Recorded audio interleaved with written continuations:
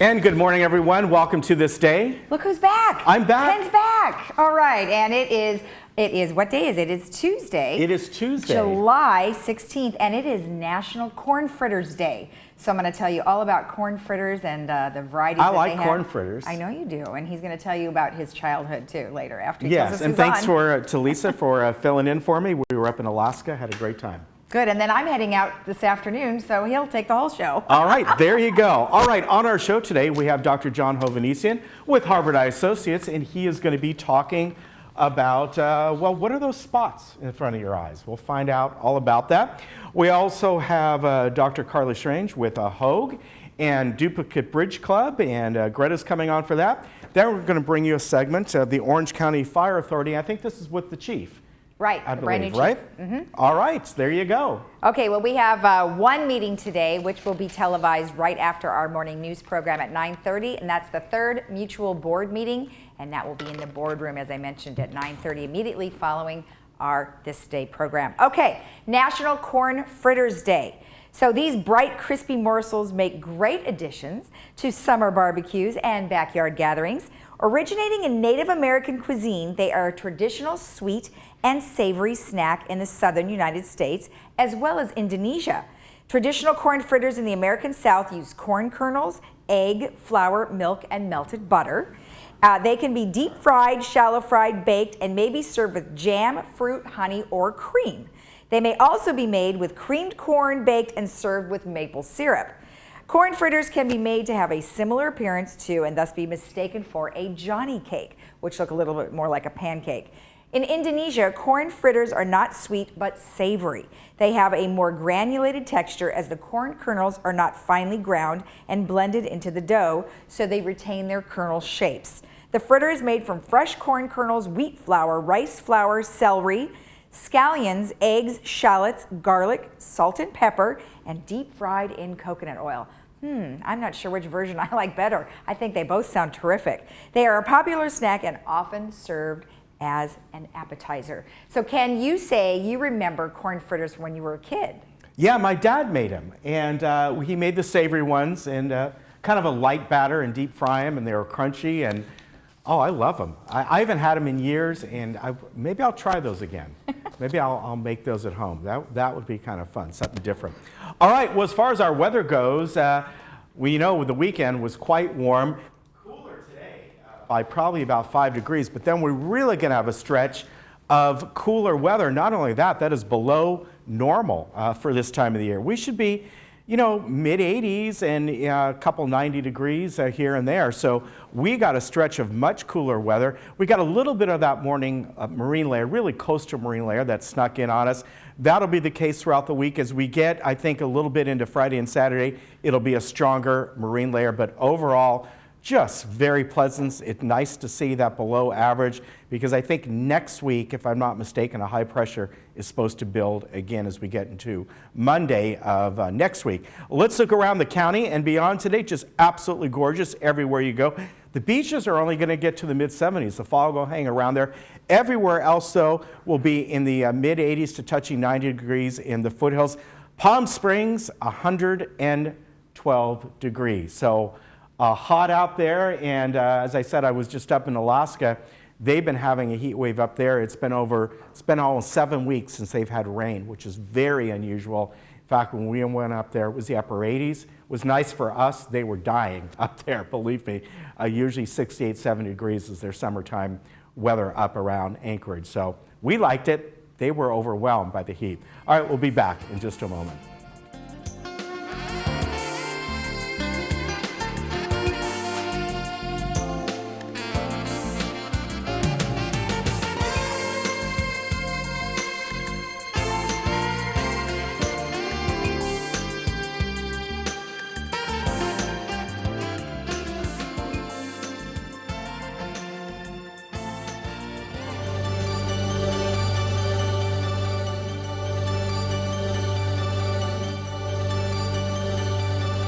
When your sticker package arrives, follow the simple instructions on the envelope.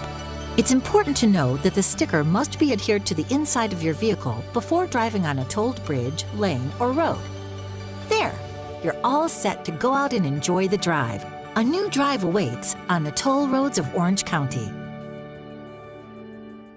Been working with retirees since 1984. I specialize in protecting people's money, setting up a secure retirement income stream for them, and making sure their money is there when they need it. I started Sterling Financial Advisors under the premise that we not only needed quality service for clients out there in the financial industry, but ethical standards as well. We don't have any monopoly on the investments we use. What we do have a monopoly on is the integrity and how we treat our clients. I'm Wendy Miller, your Smiley Realtor with RE/MAX and your Laguna Woods real estate specialist. I'm here today with the first of my 7 home selling tips for seniors. Some seniors prefer to rely on the real estate agent who has sold the most properties in their neighborhood. Others seek the most often recommended from family and friends. The right professional will ask questions about your future goals. He or she will help you decide upon a realistic listing price and answer all of your questions promptly before asking you to sign a listing agreement. Give me a call and I will help you make the right move. If you asked me what I wanted to be when I was a child, I would have told you a princess or an astronaut, maybe even a chef. But things change. I may not have become a princess, but I found someone who treated me like one. I may not have become an astronaut, but I still got to see the world. I may not have become a chef, but you would never leave my house hungry. The Emeritus Institute has kept my love of learning alive. Every day is a new adventure, and the Emeritus classes have made it possible to keep living out my dreams. Sign up today and begin your life's next adventure. Individual care, specialized care. At Harvard Eye Associates, we care about your vision and quality of life. Our trusted doctors provide a wide range of multi-specialty services for the treatment of medical eye conditions, all within one practice. Come join the circle of care at Harvard Eye Associates, where the future of vision is today.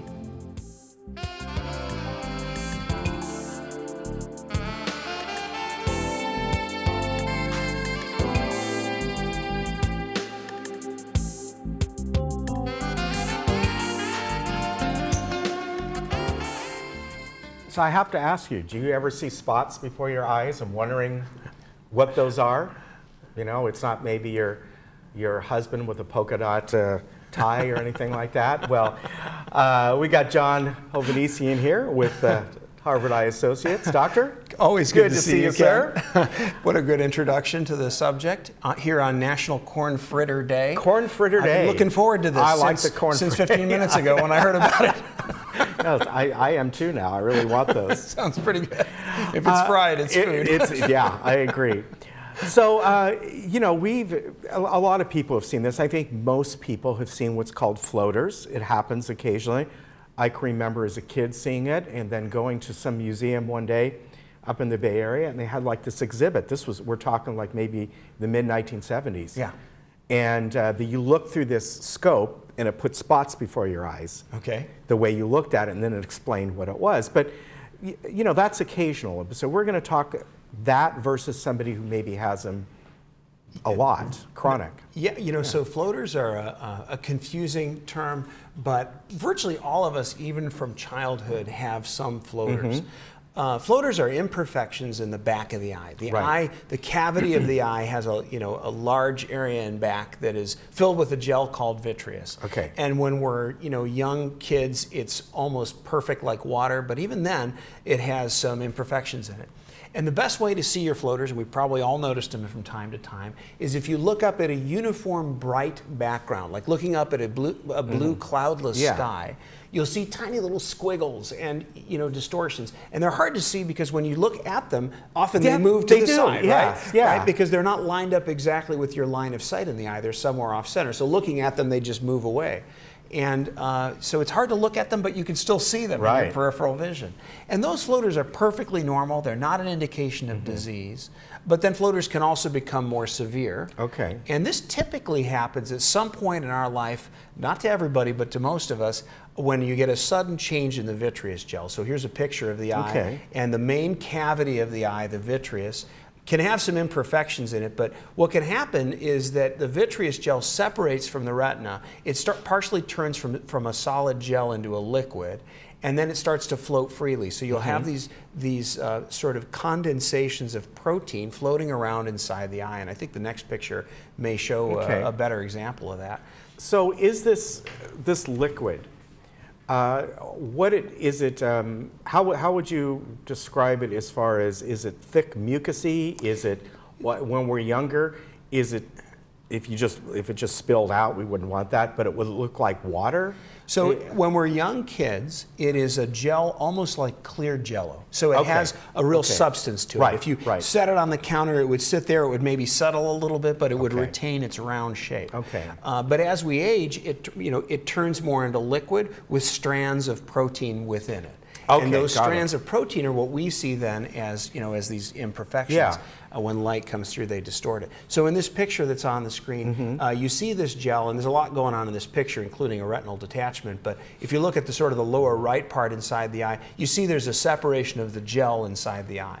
So the sudden development of that separation of the vitreous gel will cause a sudden increase in floaters in patients who are having it happen. And this is by itself 90% of the time perfectly fine, and there's no retinal tear and no retinal detachment that occurs. But if you have ever a sudden onset of floaters that you didn't have before, or flashing lights that will sometimes come along with it, you want to get in to see an eye doctor within a couple of days at most, so that a good look at the retina can be done. The danger is that when the gel separates, it may also tear the retina. And in that picture we showed a little flap tear where it's like, when the gel peels off the retina, it's like you've got a wallpaper on the wall that's a delicate wallpaper, and we're peeling a sheet of Scotch tape off of it. Well, if we can get it to peel off cleanly with no damage to the wallpaper, great. That's an uneventful vitreous detachment. But if it tears a little flap in the wallpaper, now there's a defect, because this wallpaper, of course, is the retina. Fluid can pass through that tear and cause the retina to start to separate, and as that picture showed, you then have a retinal detachment occur. And when the retina separates from the wall of the eye, that leads to loss of vision in that area if it stays detached. Now, is this correctable if it's detected early? Right. So if the critical thing with a retinal detachment when it occurs is whether it crosses through the very center of vision. When you're looking at me, if you're looking at my eye, the center of your view is, is exactly, where your macula or the center of your retina is focused. And if that area of the retina is damaged or detached, it's much harder to recover completely your vision. So in a retinal detachment, yes, we prefer to detect it earlier, and that we do have surgery to reattach the retina. And those surgeries are highly successful if the critical parts of the retina have not been damaged yet. So that's why we recommend, if you have new floaters, within a couple of days you need to get into the eye doctor. And that doesn't mean call within a couple of days. It means if it's a Saturday, it probably can wait until Monday. But if it's Monday, call Monday and get in Monday or Tuesday or as soon as you can for an exam. Can this happen, retinal detachment, through trauma? Once in a while you hear about a football player or whatever. Boxers. A boxer or something, and is that possible? It is, because what happens in a trauma case, if you think about that gel in the eye, is suddenly a jarring force hits the eye, the gel shifts suddenly, and when it shifts away from a portion of the eye, there it can tear the retina. It's as simple as that. So you're accelerating that natural aging process and causing a more sudden, shift in fluids that can cause a detachment. So, whenever there's trauma followed by floaters and flashing lights. So what about flashing lights? Why do those happen? Yeah, I've seen that before when, maybe you have a little bit of trauma, or, like when I was a kid, I banged into a wall or something. You're playing. Of course, back then, who knows if I had a concussion back? Get up, come on. Many of us have been suspecting this for some time. Yes, thank you. But you see that flash of light. Well, and in fact, you can induce it yourself. If you close your eye and you kind of look to this side, and you close your eyes and you touch the outside of your eyeball over here just lightly, you'll see a flash of light on the other side. Why? Because what you're doing with your finger here is stimulating your retina. It's a fun trick you can play. And that stimulation of light is what I'm talking about. When you stimulate the retina, it doesn't feel pain. It sees light. That's all it knows how to do. And so when the gel is pulling on the retina, it'll stimulate light. And so the classic streak of light you'll see is just that, is a little streak of light, like a shooting little like a shooting star, typically in the outer portion of your vision, that indicates the vitreous is tickling the retina, if you will. Okay. And that's a symptom that is common when a vitreous detachment is happening, with or without a retinal detachment. Now, something like this, the increased floaters, retinal detachment, is that something that you can age-related, that like many things, maybe a certain percentage of people will get it? And yeah, that's exactly right. So just like every other part of our skin and our tissues change over time, and when we're little, that doesn't happen. I brought my 10-year-old boy with me today, and he's here in the studio. And do we have a camera that we can get a shot of him there? Because when you're perfect in his age, you don't have any floaters and things like that. But as we age, as we have more birthdays, we are more likely to have detachment. The other thing that puts you at risk is the shape of the eye. And so nearsighted people are more prone at a younger age to have the vitreous detach. Wow. And nearsighted people are also a little higher risk for retinal detachment as well. Interesting. So yeah, it is one of the risks of being nearsighted that we can't fix when we do LASIK or cataract surgery, because it has to do with the shape of the eye. Interesting. One quick thing, middle of summer here, the importance of going out and protecting your eyes just like you do your skin. Now, I don't know if your boy is like my daughter. She always, Dad, can you buy me sunglasses, but never wears them.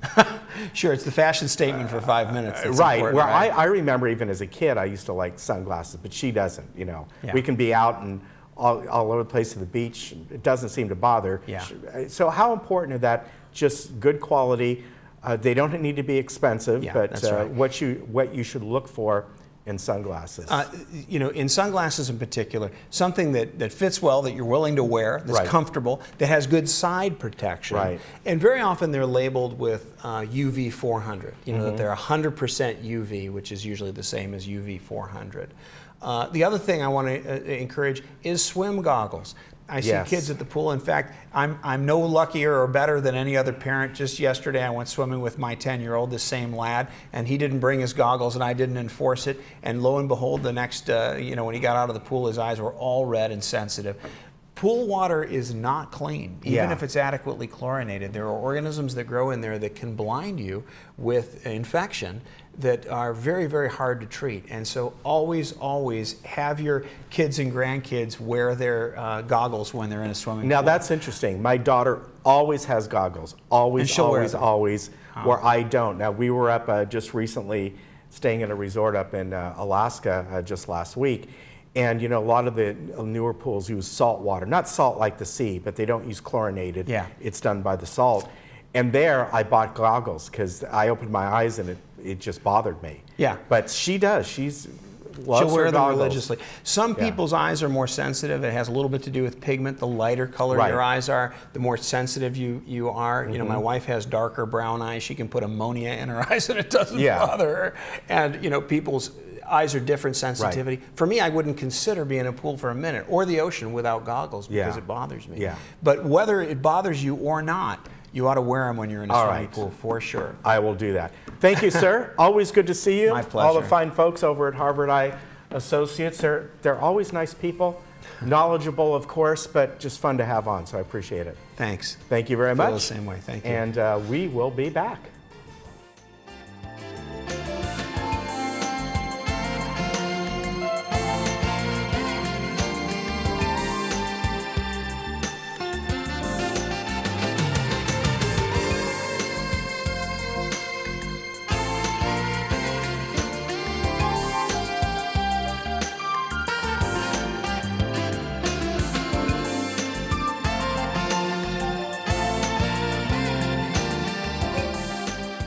Individual care, specialized care.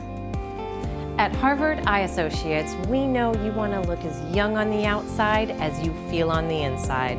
Here, our aesthetic specialists provide expert services that can help rejuvenate your natural beauty. That's safe, effective, with the most natural looking results. Come join the circle of care at Harvard Eye Associates, where the future of vision is today. When you travel with AAA, you get more than a vacation. You get exclusive AAA member benefits, special offers on unforgettable experiences, and the travel planning knowledge of your own AAA travel agent. When you travel with AAA, you get the vacation of your dreams. To save on a pleasant holidays vacation, visit your local AAA travel agent today. We all know there's no place like home.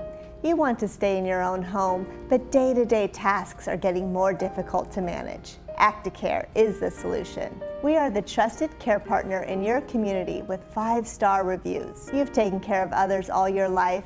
Now is the time to let us help you. In-home care is a safe and effective way to help you remain living independently in the comfort of your own home. Acticare, responsive in-home care. Your first day is free. Before I tell you what I'm about to tell you, let me tell you that it's very important that you listen to what I'm going to tell you.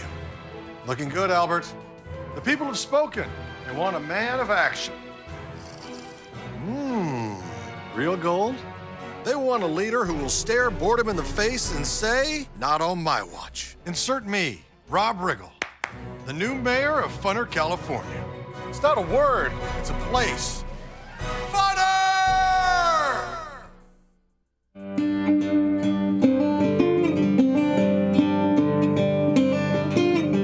It's not surprising that the most memorable memorials are the ones we plan ourselves. After all, who knows you better than you? So why not get a plan together and let us take care of the details? It's what we're known for. Find out how at DignityOrangeCounty.com. Only a Dignity Memorial professional can celebrate a life like no other.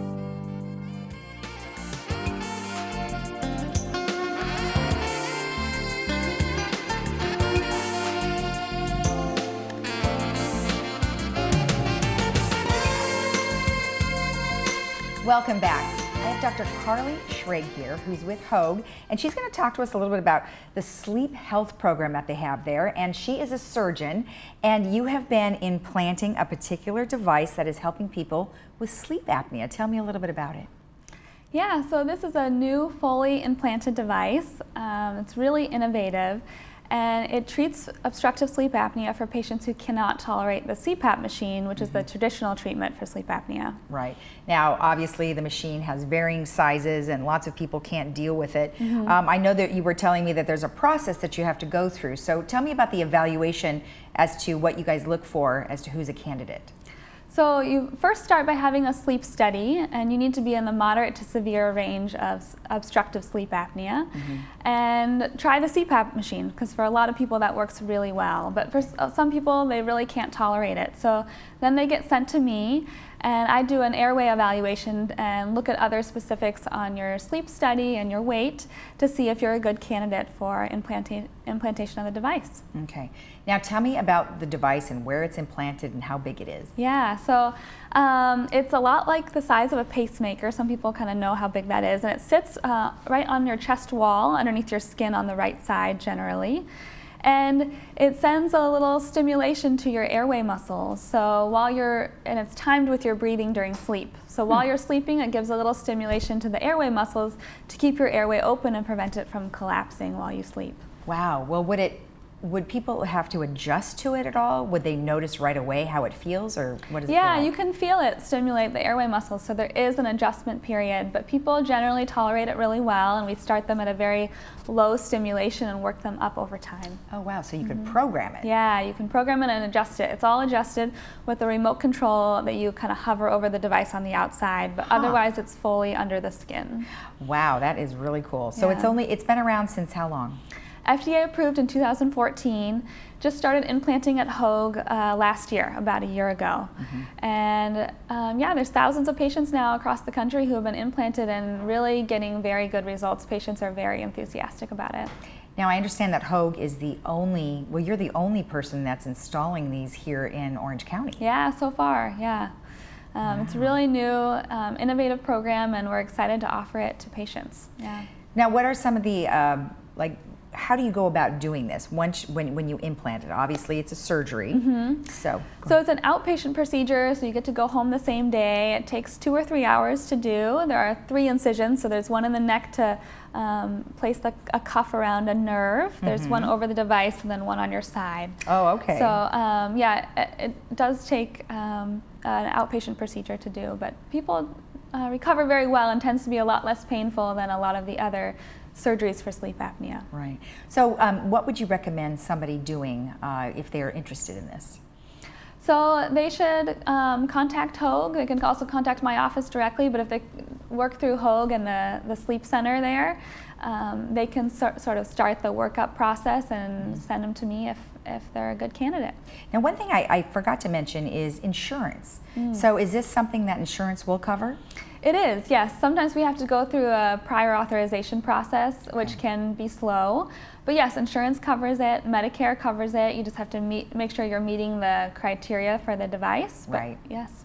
It's very exciting because I know people who are trying to use that CPAP machine and they just can't figure it out, and they never get used to it, and it makes noise. And yeah, and sleep apnea is a huge health problem, and it really needs to be treated. So for those patients who can't tolerate the mask, we want to have other options for them. Love that. All right. Well, thank you so much. I love the information. Thank you. All right. And remember, if you want more information, you can always go to hoag.org/neurosciences for this very exciting opportunity. We'll be right back.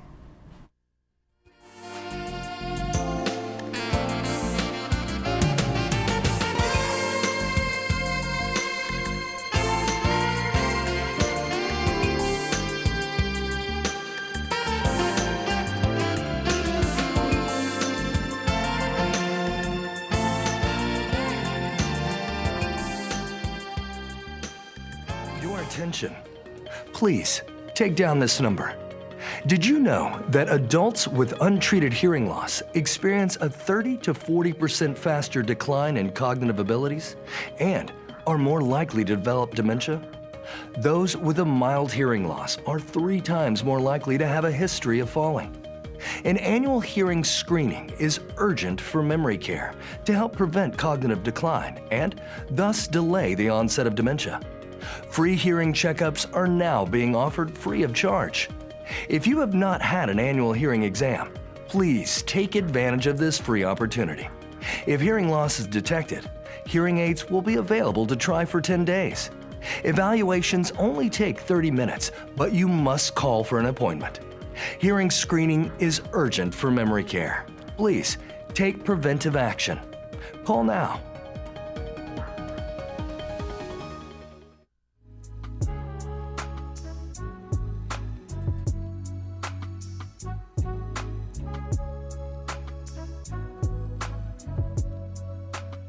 Welcome back. Brian Fennessy, who is here with the Orange County Fire Authority. Now, he says he's not new, but he's been in this position as chief for about 15 months, but he's new to us here. So welcome. Thank you for joining us. Thank you very much. You're welcome. You're welcome. So I know it's not new, but nonetheless, tell me a little bit about your position and what it requires. Well, I'm the fire chief of the Orange County Fire Authority, and with Garden Grove coming on in August, we'll have nearly 80 fire stations serving nearly 2 million people. 500,000 or 500 square miles plus. It's a huge responsibility. Right. You know, we're responsible for the unincorporated areas and soon to be 24 cities. So it's a complex job, but it's being around firefighters, and having been one for 41 years, I love it.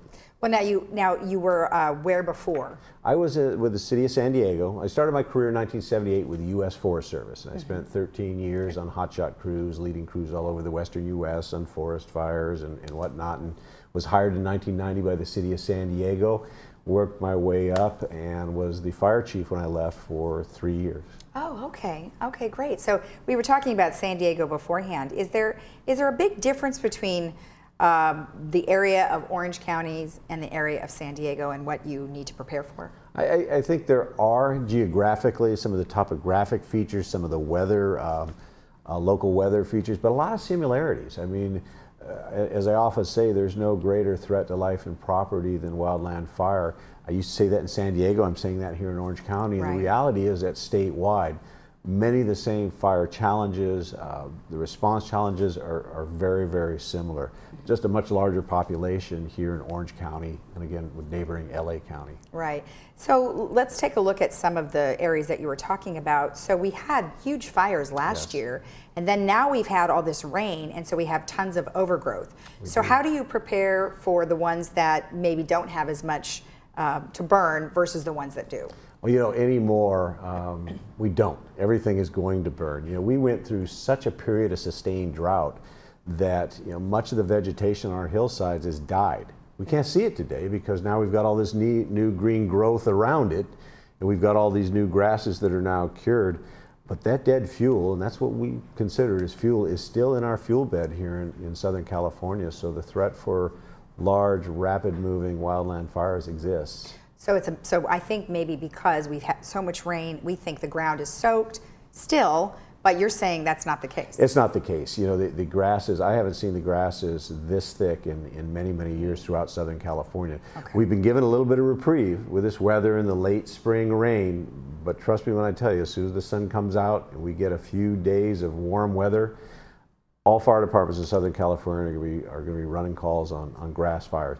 Right. The larger vegetation is going to take a while to dry out. We're going to be into July and August, but when it does, that dry grass is going to move into that now dry brush, and we're going to experience large fires. Right. What are some of the things that maybe the fire authority is doing, or maybe local cities are doing to help prevent that from happening? I mean, obviously it's super thick. Are there things that they're doing?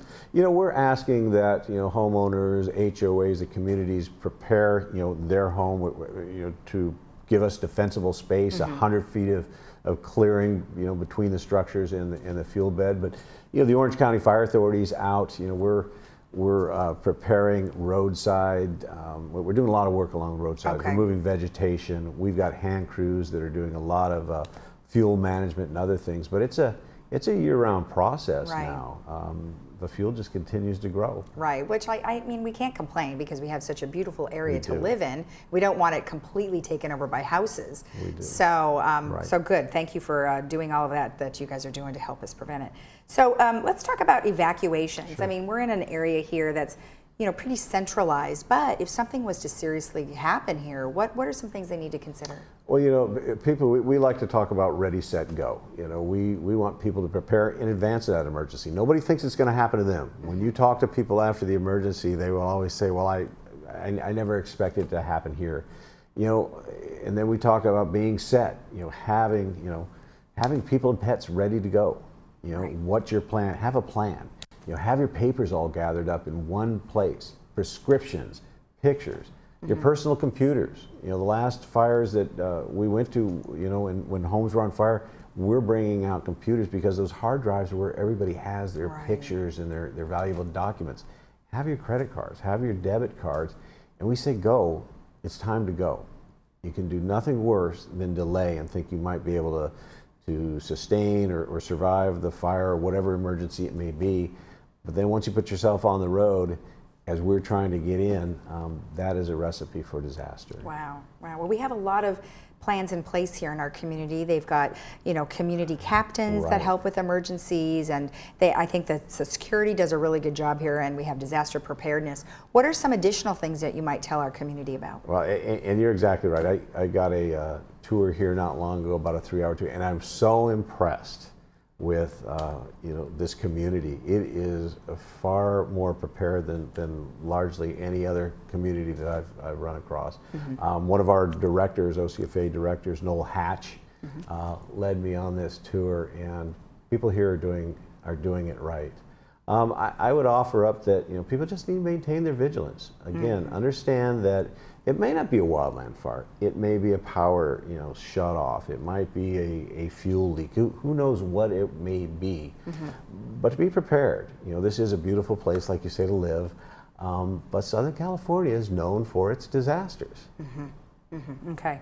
So emergency medical response. I am sure that, you know, there is a ton of 911 calls that might not be a medical emergency. So at what point should they call 911 and they shouldn't?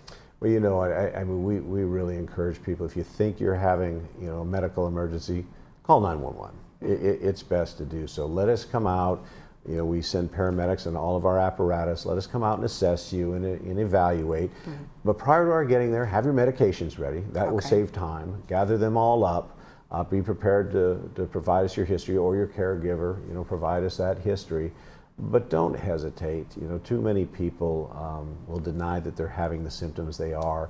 And by the time we do get called, their conditions can be quite serious. Right. So what would be the circumstance that if you say, I don't want to call 911, just drive me over?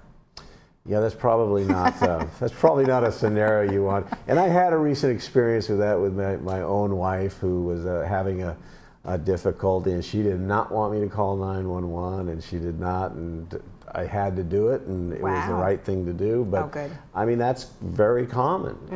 We're embarrassed by that, right? We don't want people coming into our homes and putting monitors on us.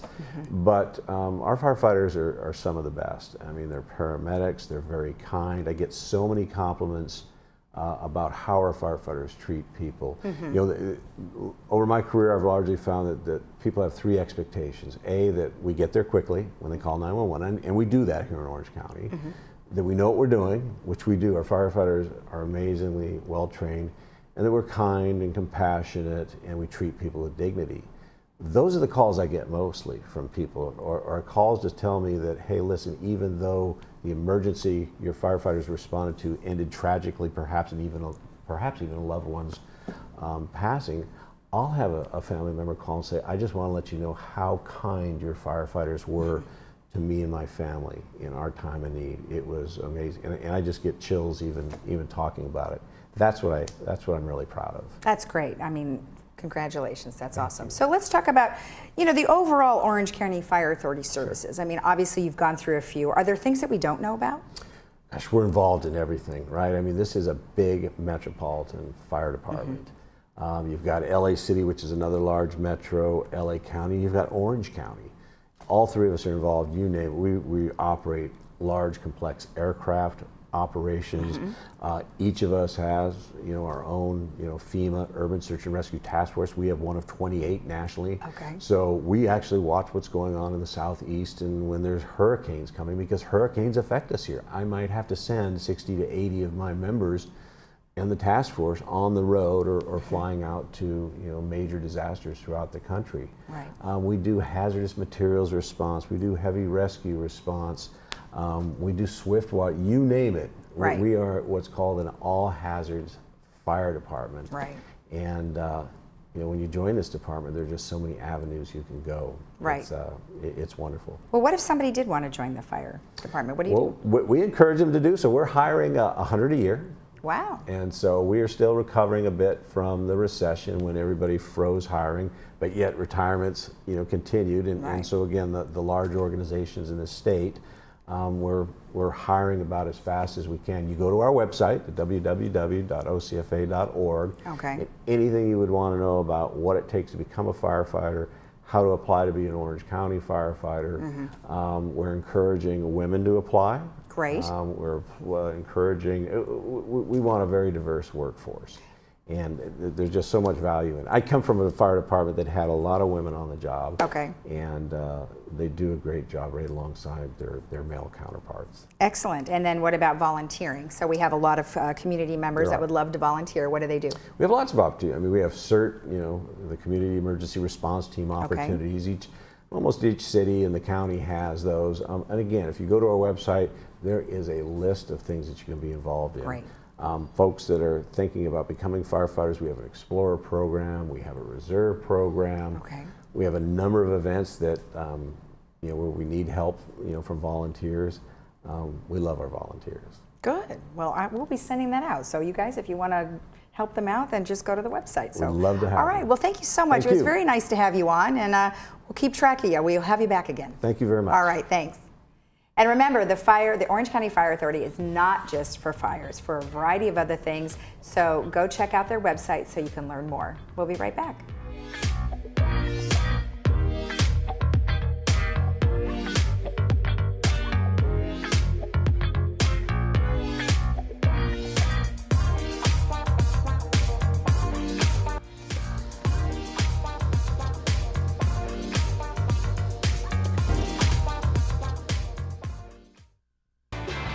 Hi, I'm John Bowser Bauman. You probably know me best as Bowser from Sha-Na-Na, but I'm also president of Social Security Works PAC. And you know, when I'm in Laguna Woods, I always watch Village Television. Grease for peace.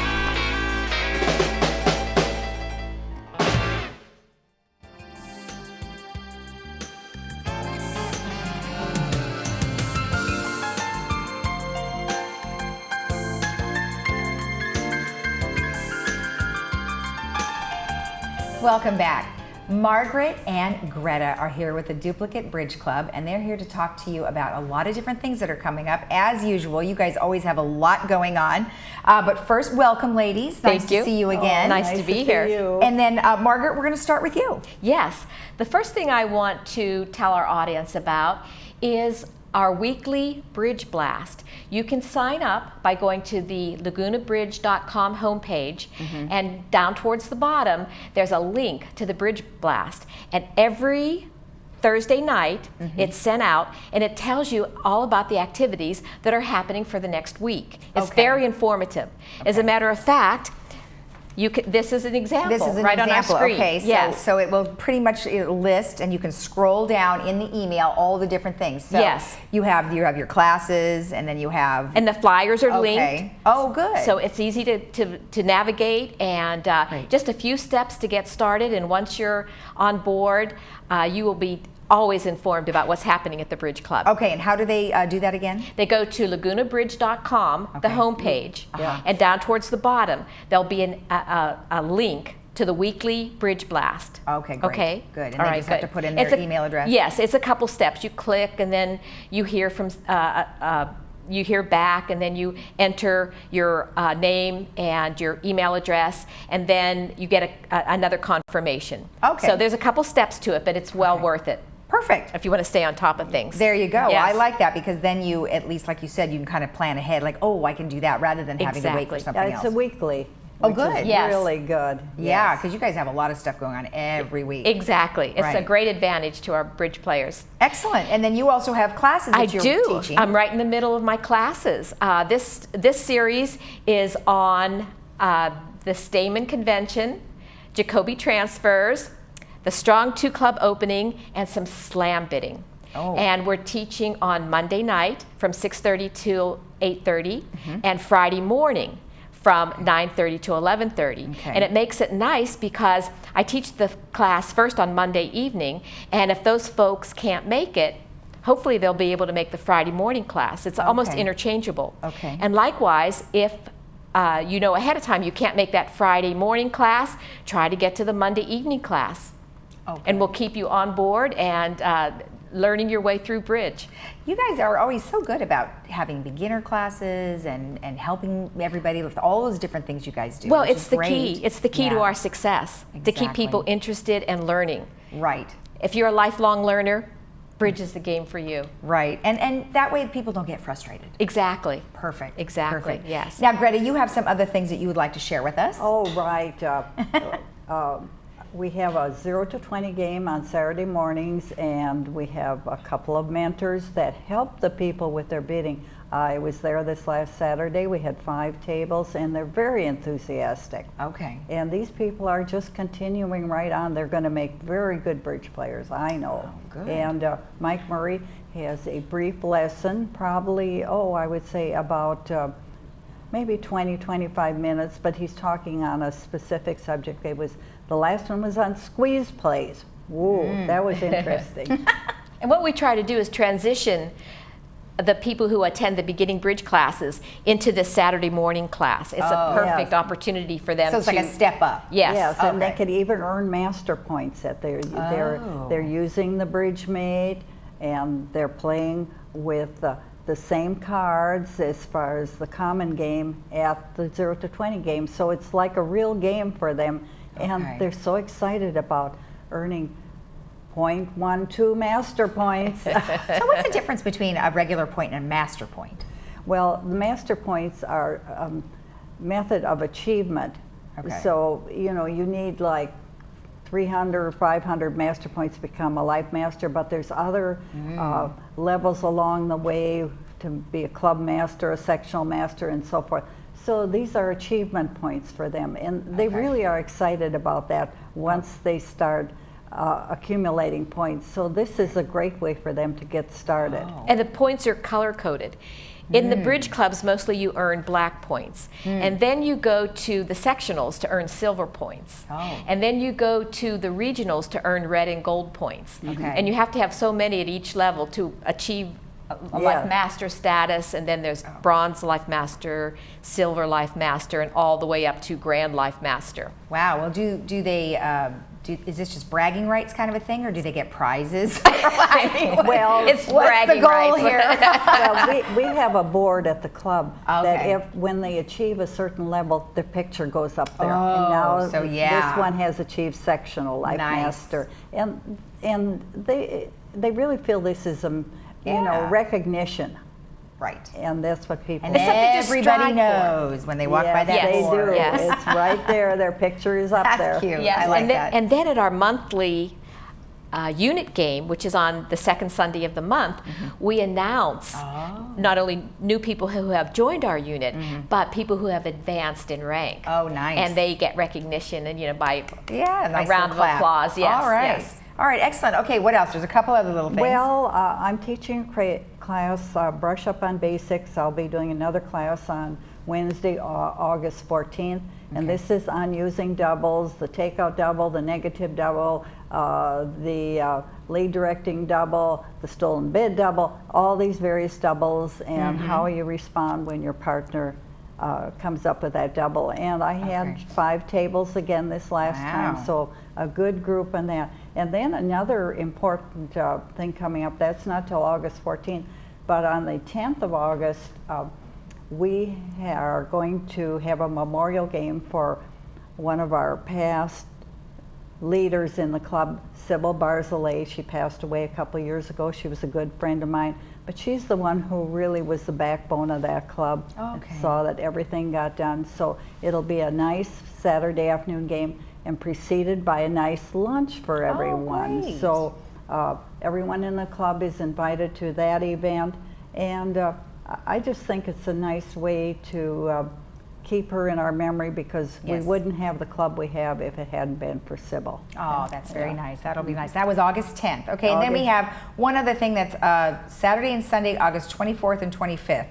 Yes.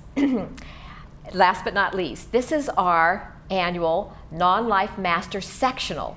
Now, if just a few minutes ago I told you that at a sectional you earn silver points, and they're critical for achieving additional rank. So we really encourage all of our non-life masters, that's somebody that has between 0 and 750 points, to plan to come to this event. It'll be very nice. There'll be lunch served, and it's a wonderful opportunity to compete with people who are really at your level. That sounds great, and that's all weekend. Yes. Okay, yes. so you do have to show up both days? Well, actually, no, you don't. Okay. As a matter of fact, on Saturday there are 2 different games. The first one starts at 10 and the second one starts at 2:30. And on Sunday, they're team games. And once again, they start at 10 o'clock in the morning. And there'll be lunch available to purchase for both days. And everybody really looks forward to it. It's become more and more popular in different regions of the country. And like I said, you can earn your silver points. That's so right. You want to plan to be there. Want to earn your silver points to advance. All right. Well, thank you both so much. I appreciate the information. Okay. Great. Always Nice to see you. Thank you. And remember, if you want to hear about all of this information, I think the best thing for you to do is to go to LagunaBridge.com and get on their newsletter, because there's so much information every week. All right. We'll be right back. Okay. Thank you.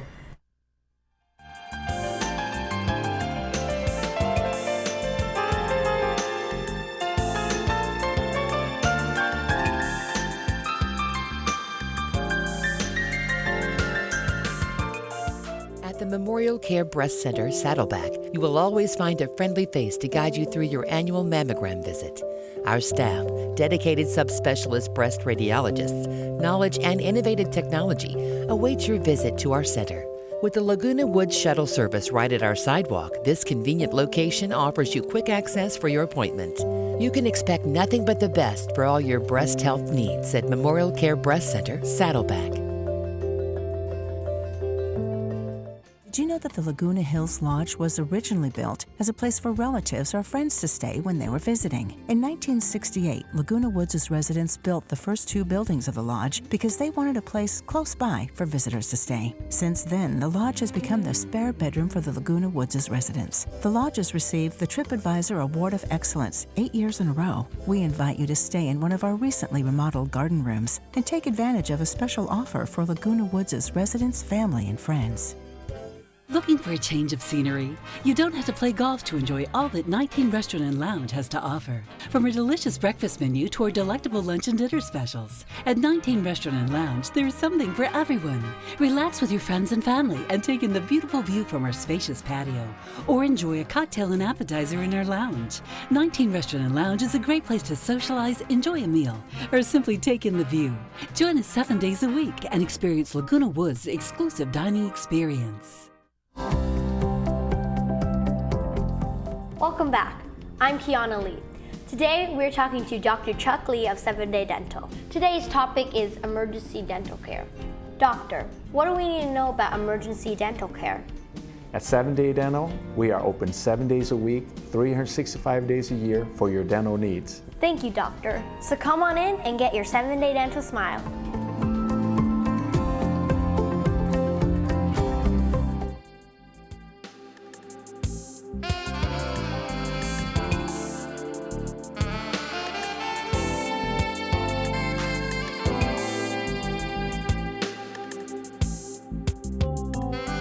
Welcome back. All right, I wanted to start off to give away 2 free tickets to the Orange County Breakers. Now, this is a very fun tennis event that's happening at Palisades Tennis Center. Home matches start July 20th.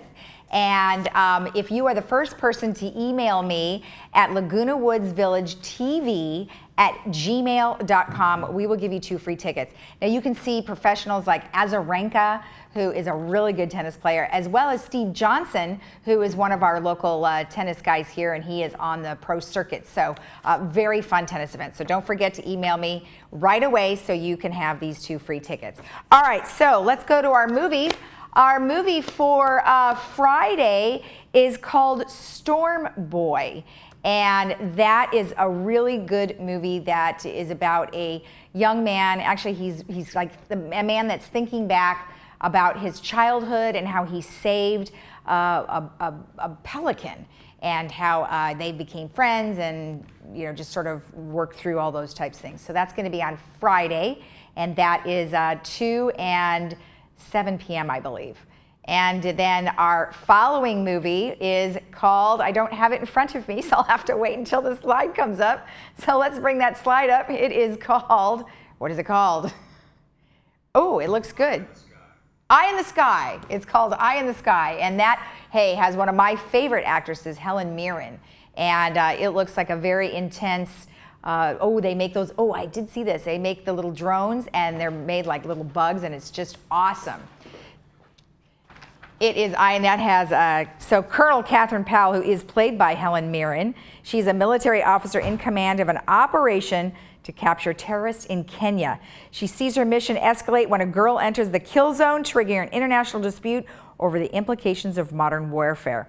Now, like I said, they do have these cool little drones in it that look like bugs, and they can land them on the insides of buildings. So it really shows you advanced technology today. And that'll be on Monday, July 22nd, and that is 2 and 6 p.m. All right, let's go ahead and take a look at our weather. As Ken alluded earlier, we have some fog, really funky fog this morning. It was foggy it wasn't foggy where we live, and then we drove in and it was foggy, and then I get to work and it was not foggy, so it was just kind of patchy everywhere you can look. So 84, 63 today, cooling down as we get towards the weekend, 77, 63, 77, 61. 75, 61, and then the weekend 75, 61 again. And then around town we are in the 70s mostly, where we're gonna, the 80s today, 87, 75 beaches, 87 South OC. San Diego 86, that's pretty warm down there. Arrowhead 80 and Palm Springs 112, and the low there is 75. So looking really good. And who do we have coming on tomorrow? We have AutoNation Irvine Toyota. the Emeritus Institute, the Senior Center, and the Tea Party Sentinels. And as I mentioned, Ken is going to be entertaining you for about 9 days because I will be on vacation and I won't see you till a week or so. So have a great day in the Village, and don't forget that we are followed by our third mutual board meeting at 9:30 right after this. Have a great day.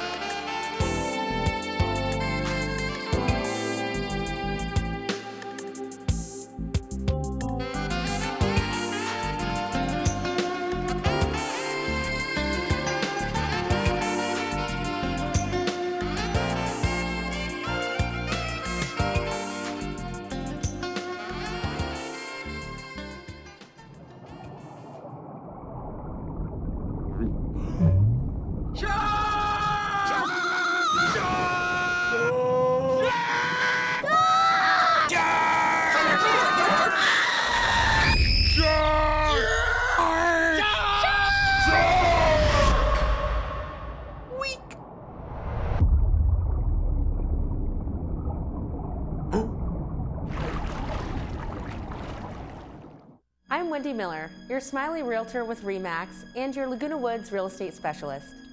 I'm here today with the first of my 7 home selling tips for seniors. Some seniors prefer to rely on the real estate agent who has sold the most properties in their neighborhood. Others seek the most often recommended from family and friends. The right professional will ask questions about your future goals. He or she will help you decide upon a realistic listing price and answer all of your questions promptly before asking you to sign a listing agreement. Give me a call and I will help you make the right move.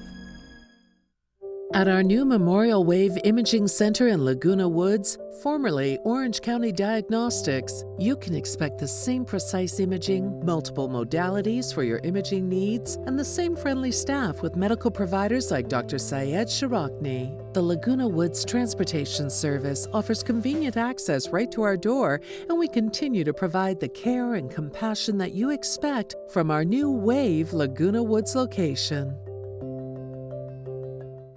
Need your assistance on this one. Used to keep it cool. You did a good job. Maybe it's time for me to go. I'm overmatched for the first time since I can remember. I just need somebody to believe in me.